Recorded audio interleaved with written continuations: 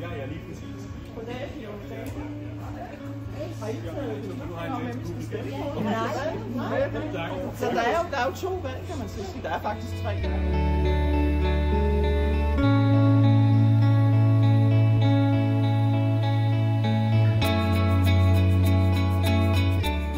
Stem på mig, ved du ikke?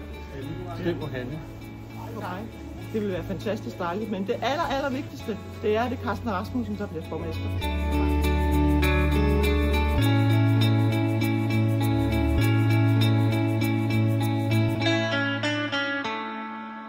Jørgen Christiansen, og jeg stopper i byrådet. Jeg vil opfordre jer til at stemme på Hanne Sørensen. Hun er en, man kan stole på, og vi har haft et fantastisk makkerskab, har siddet i udvalg sammen. Hun arbejder og har kendskab og indsigt i forhold til de mennesker, som er særligt sårbare og udsatte. Det er hende, der skal have din sociale stemme.